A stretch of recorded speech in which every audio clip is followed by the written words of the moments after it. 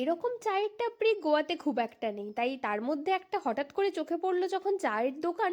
আমরা ঢুকে পড়লাম ঠান্ডা গরম গরম ম্যাগি আর চা খেতে, কারণ ঠান্ডার টাইমে এর থেকে ভালো কিছু আর হতে পারে না। তারপরে আমরা চলে গেলাম ম্যান্ড্রিম বলে একটা বিচ আছে ওইখানটাতে। বিচটা খুবই সুন্দর, আমরা সকালবেলা গেছিলাম তো আমাদের খুব ভালো লেগেছিল। তো আমরা বিকেলবেলা আবার ওখানে গিয়ে একটা শ্যাক্সে বসেছিলাম। শ্যাক্সগুলো অসাধারণ সুন্দর। ওখানে ড্রাই ডে ছিল ইলেকশনের জন্য পার্টিকুলার ওই দিনটা, তাই লোকজন একটু কম। কারণ গোয়াতে গিয়ে ড্রাই ডে তো লোকে বাইরে কি করবে বুঝতেই পারছো। Beep beep beep beep beep. যাই হোক, আমি এখানে নিলাম একটু পাইনাপেল জুস আর পিৎজা খেয়েছিলাম।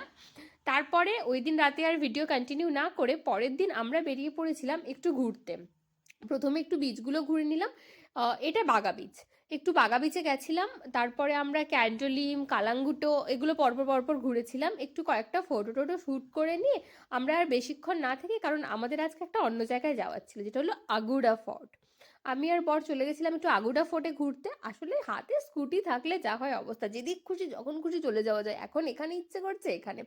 তারপর রুমে এসে একটু যখন সন্ধে সন্ধে হয়ে আসলো আমরা ড্রেস চেঞ্জ করে আবার গেলাম আঞ্জুনা বিচে। বিচটা খুবই সুন্দর, আমার প্রচণ্ড ভালো লেগেছে। বাগা আর কালাঙ্গুটার থেকে ক্যান্ডোলিন আর আঞ্জুনা অনেক সুন্দর বিচ। তো আমরা একটু ফটোশ্যুট করলাম, তার মধ্যে আঞ্জুনা বিচের এই জায়গাটা আমার বেস্ট লেগেছে।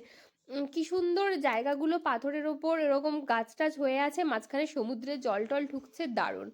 আমি আর বর একটু রোমান্টিক দু একটা রিলস শ্যুট করে নিলাম। তারপর দেখা হচ্ছে আবার পরের ভিডিওতে।